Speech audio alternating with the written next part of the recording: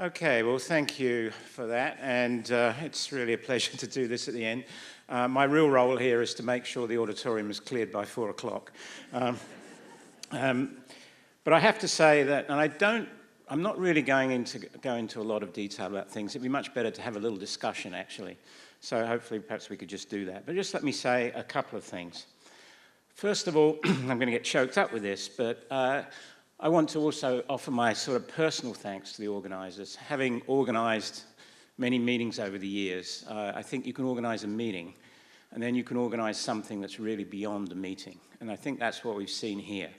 It's the ability to motivate people to go away and really do great and wonderful things. And particularly to Melissa, I think, for really making this happen. But it's just, having been there at the beginning, it's just incredible to see how far it's come. And it really takes special people to do it. So thank you very much.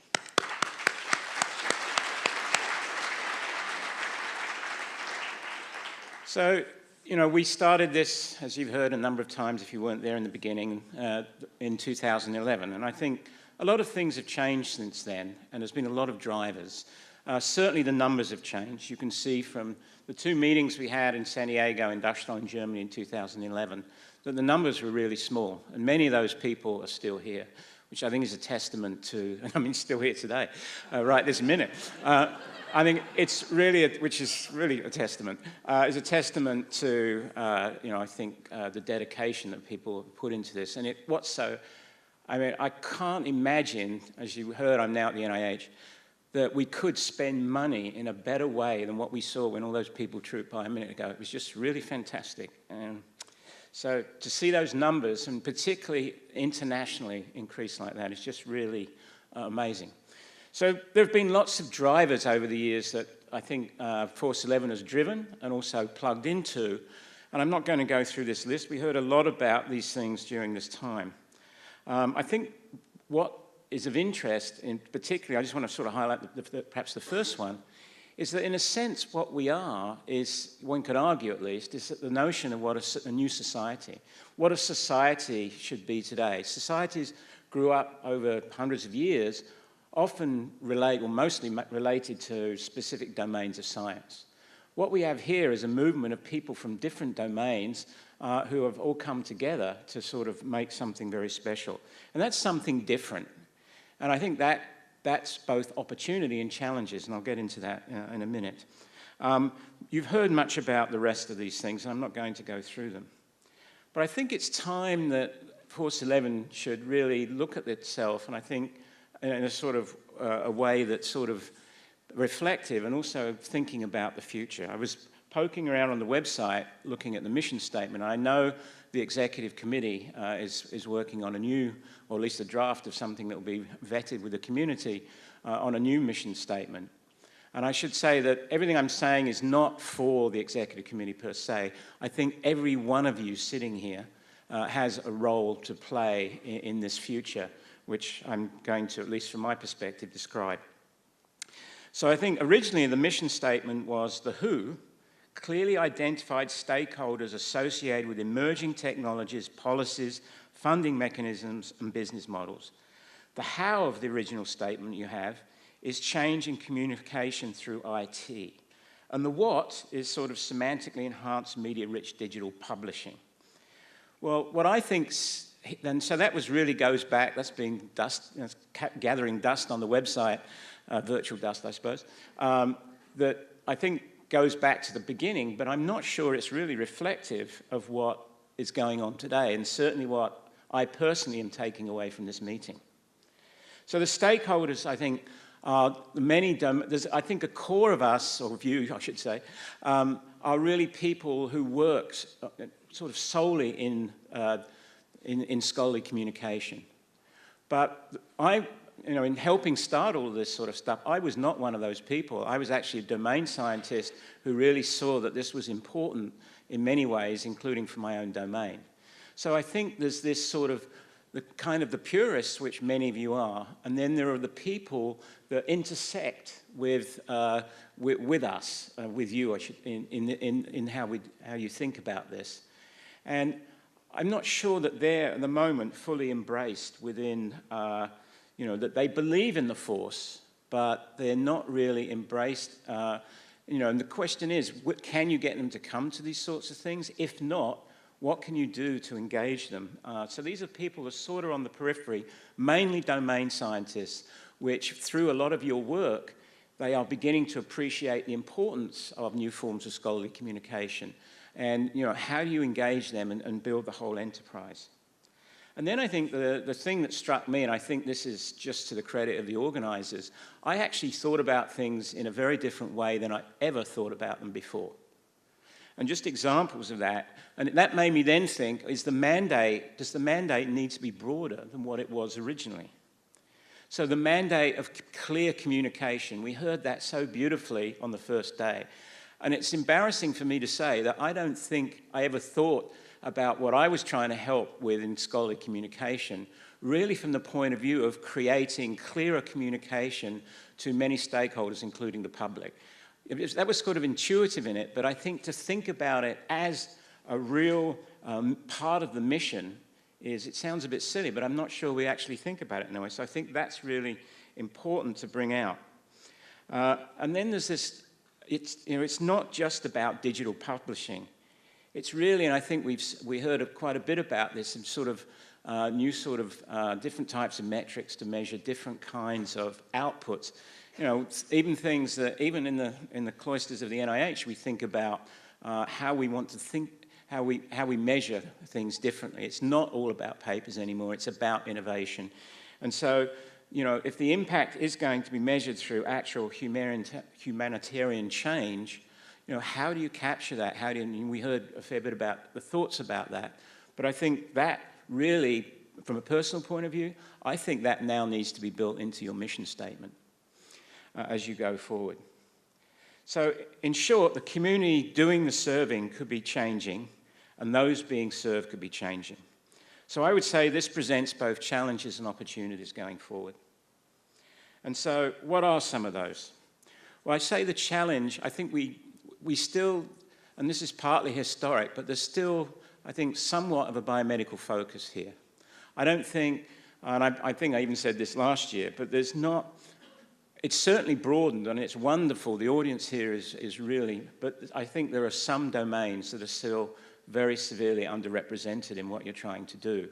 And clearly there are people doing scholarly communication within those domains that really need to be embraced more. Specifically, there doesn't seem to be enough physicists here, enough chemists, enough earth scientists, not to mention probably enough humanities people and also social scientists. And I think there's another challenge that needs to be addressed, and that is, what level do you want to be consumed by the private sector? And what I mean by someone's... That was you. Okay, good. Well, so, I think there's that interplay between the private sector and what we do in academia, which is, is not really well worked out at this point, particularly as it relates to this kind of work.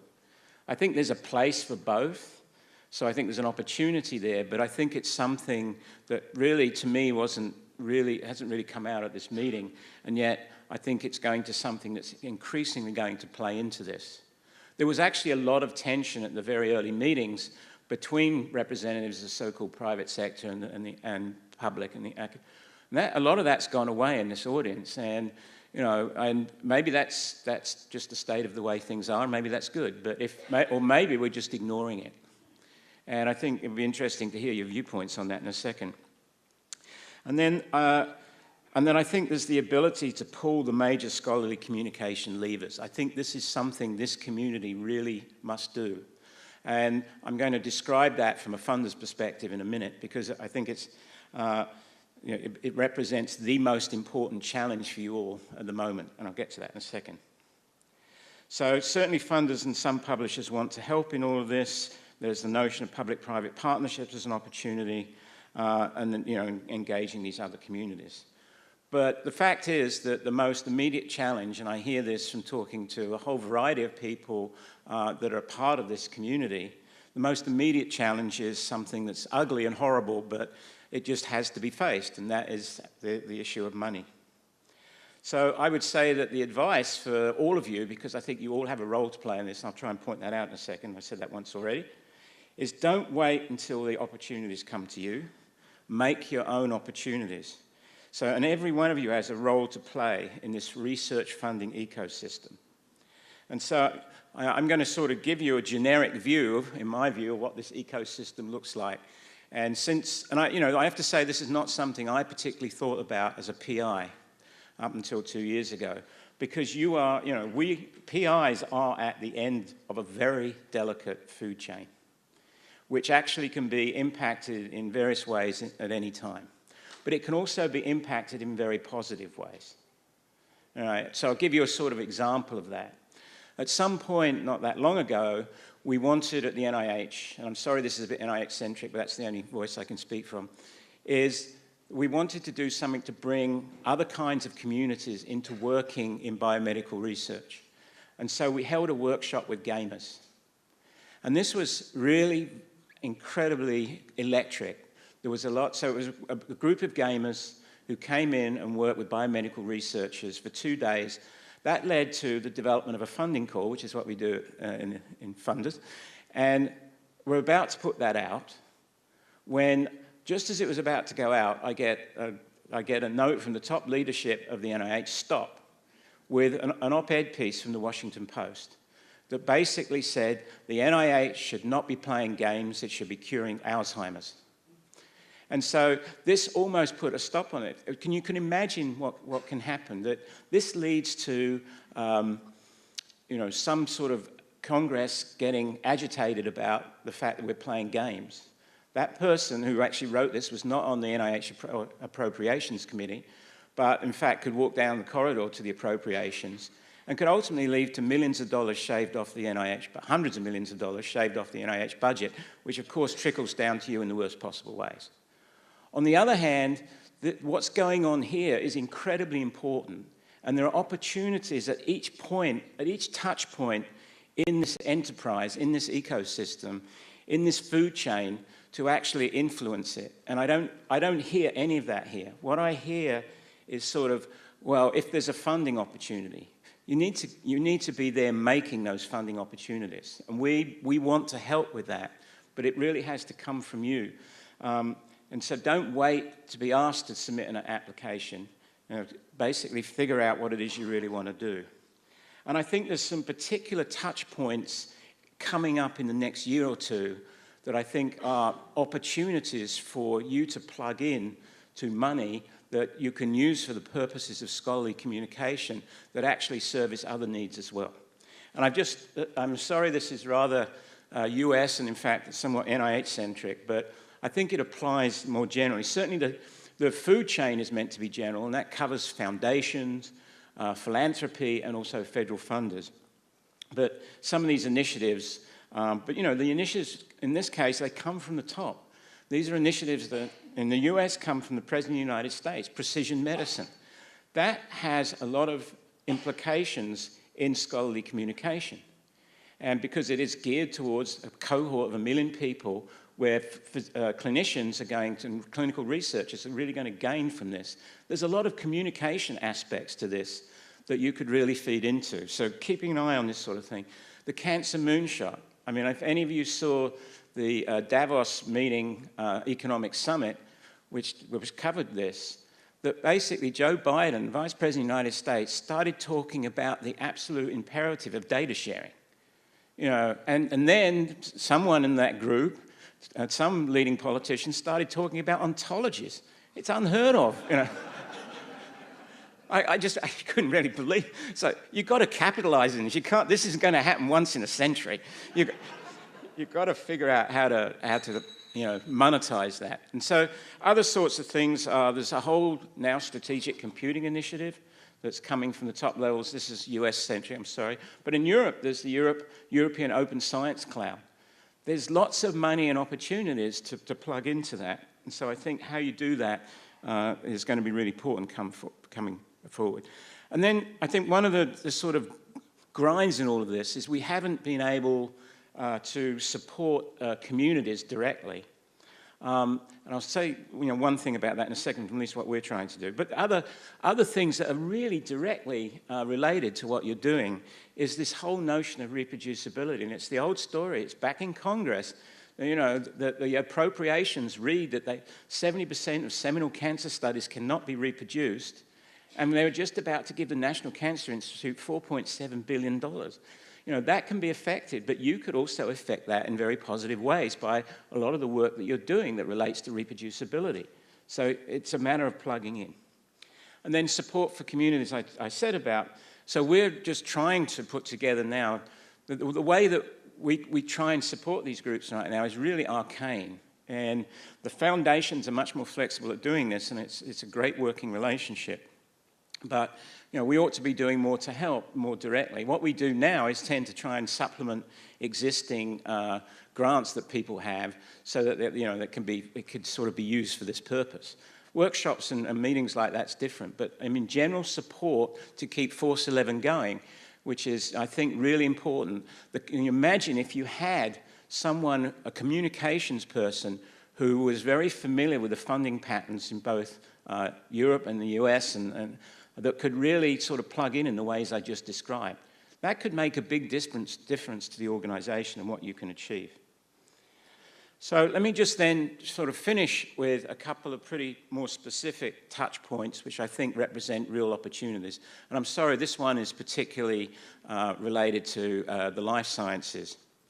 But my view is that we're on the point of something very fundamental that's happening here. So a number of you may know there's a group called ASAP Bio, which has been really pushing the idea of promoting preprints further in the life sciences. Obviously in other fields, notably physics, through arXiv, they're very well established. They're not very well established in biomedicine.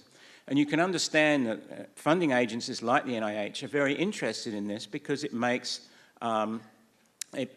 research available 6 to 9 months beforehand than it would be otherwise. Now, of course, there are downsides associated with this in principle, although many of those go away. Anyway, I think the point is that there's a meeting coming up where the funding agencies are getting together with the foundations, and I anticipate that they will collectively get behind this development. This has potential ramifications because it could actually open up, it could enable us to do things in a new environment that, frankly, in some ways has been stymied by the current publishing models, either because those models don't want to change, or the organizations who are very proactive and want to change don't have the resources to make this happen. But here's an opportunity to, in a preprint way, for example, bring together the data, the analytics, the workflows associated with those preprints into a consistent system. Obviously, you have enormous amounts to offer in that field. And this is something that I think is a very broad opportunity. And I'll just say that there are other touch points, and I won't go into details about this, because if there's any thoughts or things that you feel should happen in the next year or two to enable Force 11, I think it's very important that you voice them while we're all still here if there's time. I guess there is 5 or 10 minutes. So I won't go into all of these, but there are other touch points. Obviously, research identifiers as they relate to reproducibility. There's increasingly interest in the funding agencies for this. And I know some of you say, oh, I tried to get funding without anything. But again, I think those different, my life's a misery now, what can I tell you? I hear it all. I have a box of tissues in my office when people come to visit. And then there's, data citation. That's something that we're really moving forward within the agencies, and I think you're going to see the evidence of that in the not too distant future. It's quite a big move, a big step when a funding agency says, we want you to put data citations in your grant applications, in your reports and so forth. It really says that we now value data in a way that we didn't do before. And that's just really important. And then machine-readable data plans, this is starting to be talked about at least. And then open data management and sustainability, huge issues in the agencies right now, and certainly areas that you can contribute. So there is discussion forum for all of this that Cameron just gave me. So hopefully you will continue this discussion there. But if we have a couple of minutes before people click with their roller bags out of the door, it'd be great to have that discussion. So any thoughts, comments? Empty the auditorium. Yeah. One of the things we've been talking about is different forms of communication and getting outside of our own silos. And we're talking about different touch points. And one of the things that would really help, and I know it'd be heroic if you actually did this, but is to get, say, NIH, NSF, NEH into some kinds of collaborative things that will facilitate some of the kinds of connections that we've been trying to make here. So, well, yes, and that's something, it turns out that we're making some progress in that area. So I'll just give you a specific example. Talk is always cheap, so what's an example that's really happening? And some of you are part of this, and some of you are actually, I'm sure, I'm trying to think who here in the audience is part of this. I know Daniel Meachin is, but we are currently running an Open Science Prize, which is a joint initiative with the Wellcome Trust in the UK, HHMI and NIH. And, you know, I can, setting that up and telling you what it is takes 30 seconds, right? Getting it to actually work in a bureaucratic sense took a year and a whole FTE's person's time to make that happen with MOUs and Can't spend US taxpayers' money in Europe. You can't spend European money. Well, that wasn't such a big problem with Wellcome. But this, you know, so those sort of things come, but they are surmountable. And when you do that, my personal view is that you send strong messages to the community that the agencies are trying to do things together. We're now extending those kinds of discussions. Well, first of all, now once you get that bureaucratic mill in place, you can just keep turning the handle. So this won't be we got amazingly good feedback from the likes of many friends in this community, people like Michael Eyes and Heather Joseph and so on, about Tim Clark, about how, maybe that was confidential, was that confidential? No, okay. Damn, I was wanting to say something confidential. Anyway, I'll keep thinking of something. But, you know, they gave us a lot of really good feedback for how to improve that. I mean, one of the problems with it in its first incarnation was that because and this is a sort of, you know, what do you do about it? I don't know. But when people see something that funding agencies like NIH and Wellcome are behind, it discourages the people that you really want to get, the public, effectively, to get involved in these kinds of prizes. This was a prize, if you weren't familiar with it, of using open data and open analytics to do something really interesting. And we got 90-something applications from how many countries, Daniel, do you remember? 30, 40? 45, I think, something. But so it had to be 2 countries that were doing this together. So, you know, I think but the fact is a lot of that was people I recognized and not, you know, some of the people who are doing things in various places in their garage or whatever. So, you know, how you get over that barrier is another thing. But this is just an example of something happening. Sorry, I went rambling on about that. Hi, it's Judy Blake, and I want to go back to the issue of reproducibility. I'm up here. I'm over here. Oh, I see you, Judy. I have been down front recently. But so this issue of reproducibility that's had a kind of negative impact in the public about science, and we do have a public perception of science that's quite negative right now. But when you look at some of the papers that have been published, this is where I think this community has a lot to contribute, because a lot of the issues addressed were as part of the communication of the science and not the science itself. It was because the evaluations were done, and we saw some of this today, where if you took items out of the paper, you couldn't follow what they were. And that is the role of all the resources that post hoc integrate and tag and mark up this work. So the balance, the challenge for this community, and I wondered if you would comment on this, is how do we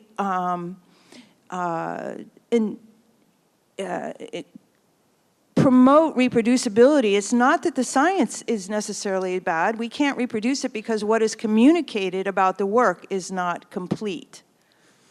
So let me first of all set the stage for what I'm going to say by giving you an example of who you're saying it to, okay?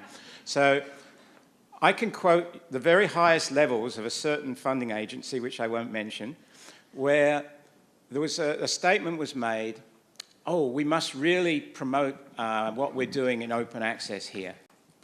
Let's write a commentary in Science or Nature. So that was exactly the statement. So it's like, I think that when I first went to the NIH, many of the very important people, which is why I'm saying that in that food chain, there are touch points from the top to the bottom of that food chain that were not, and I still say this is true writ large, are not aware of Force 11 and the work that's going on here. So they haven't the faintest idea that these kinds of activities are going on. And maybe I'm being a bit harsh, because there is, frankly, work now going on within NIH to look at some of these things. But this community clearly can offer a lot there. And I think, you know, there's real concern about this for the kinds of reasons I outlined, the kinds of reasons you're outlining. So I just say this is the opportunity, and reach out and think about those touch points. And any opportunity you get, whoever you are, to sort of, you know, poke at the agencies and whoever the people are with the money for what could be done here. I used to work at a nonprofit called Code for America before I switched into this field. And since Code for America was founded in late 2010, there's been the USDS was founded as sort of the founder of Code for America went into the White House, set up a fellowship program, figured out how to get the best technologists into a public institution that had a lot of issues hiring really good technologists and making effective use of technology and doing things like procuring open source. And there's been a lot of success in that movement in the last 5 or so years. Places like 18F, a federal contractor that can make better technology decisions than the typical government contractors. But in this field, I don't see a lot of alignment with the goals of that initiative. And that one, I think, has a lot of overlap. To your comment about how Joe Biden was talking about the need for data sharing and things like that, I think Code for America has been really leading the way in figuring out how do we spend money on open source as a public institution? How do we hire the best technologists into a public institution to make better technology decisions? I'm just curious if you think there's a reconciliation of the vision of this group and the initiative that's going on there, and if you think that's a good idea, or if we can align with that in some way. Yeah, I mean, I think it's a very good idea from what I understand about it myself and what you've just said. And I think that's really the point, is trying to understand models that are working, and that's one of them. I'll give you another one, which I just visited recently, and it's a real plug, is for the Center for Open Science.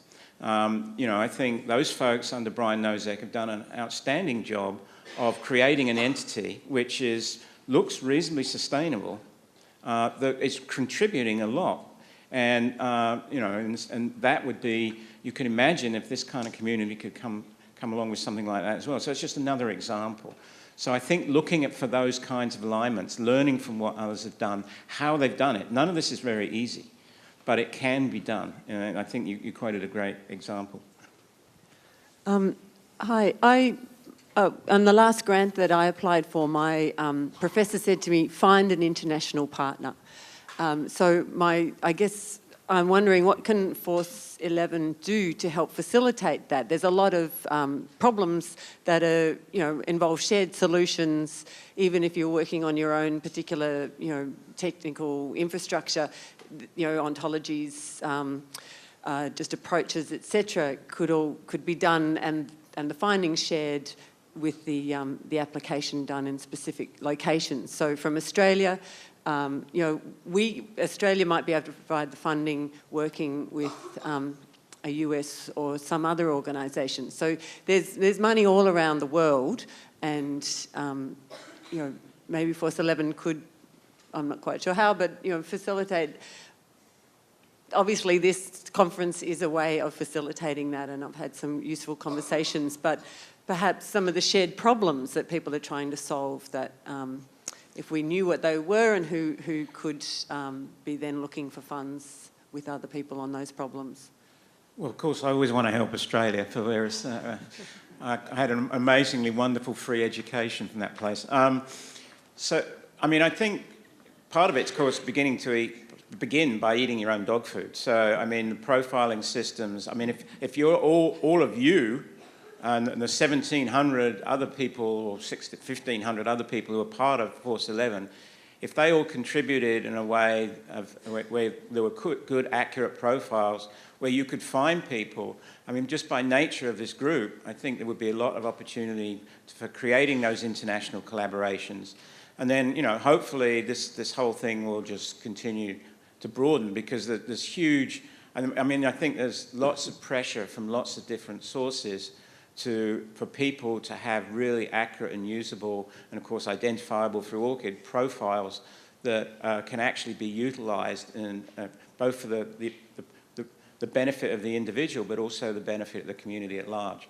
And so by all of you contributing fully to that, and I think if you went and looked in the existing profile system, including my own probably, that exists in Force 11, you would be hard pressed to find the kind of people you want from that alone. So we could all make a commitment to actually make sure that within the new systems that are emerging, that we have a very accurate representation that is known to the community. That would be a start. Yeah, so hi Phil, it's William Gunn. Down here about middle left. Yeah, there I am, yeah. I was kind of thinking about Force 11 through the years and how it is changed over time, and maybe hearkening back to that and how there was a lot of exchange among the audience members. How could we bring that dynamic back to the organization? And maybe this is, you know, a question more for Cameron, some of the new leadership in this. Also wanted to have a comment to the lady speaking about reproducibility back there, which is that it's definitely not just the communication thereof that's the problem. There is problems with the science, and I think the NIH knows that, right? Yeah, I mean, yes, definitely, and it's being analysed. But Cameron, you want to comment on that? Because you're the honcho. Well, I should also note that we are actually going to be kicked out at 4 o'clock, which is 2 minutes. So you've got 30 seconds. Yeah, thanks. I've got just one suggestion. You were talking about the little bit of biomedical bias that we're still having in Force 11. Would it be a good idea to, for the future planning of this conference, to align it with topical conferences in the various fields? Just align it in time, just have it preceding another conference in digital humanities or sociology or whatever, and hold it in the same, have it in the same place, so that there can be cross-fertilization of these communities, that you can talk to real geophysicists or sociologists that are hanging around in bars in the same place. I mean, I think that's an excellent idea, and it also reminds me to say that the survey you both showed, I thought the distribution of disciplines in that was very different than what we see here. So I think any means that you can use to create that much better balance that you have would be really good. So I guess we're stopping here. Yeah, I'm going to pull the hook on Phil in a second. So let me just, one final comment, which is, I am really proud to be part of this effort. Thank you.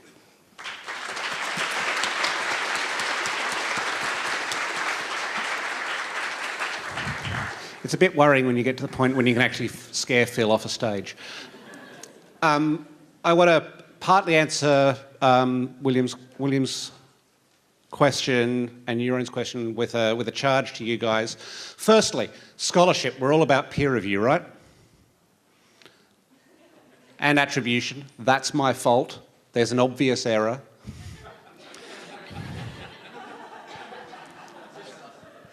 None of you had noticed it to that point, though, so I'm a little worried. I'm a little worried about the future of peer review.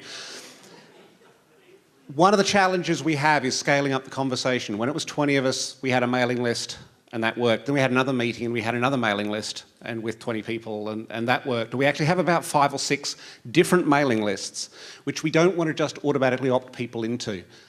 Please join this one if you want to be part of the conversation, and let's figure out the details of how we scale the conversation and find the disciplinary communities, how this conference works in the future, how it interacts with all those communities that we're still trying to reach out to, and how we make that all valuable for you in the future. I just want to finish by giving my incredible vote of thanks to the local organising committee, to the conference committee, but to really all of you. What we've heard over the last couple of days, from what Marianne was talking about to what Stephen was saying at the beginning, from Cesar, from Cassidy, was about opportunities.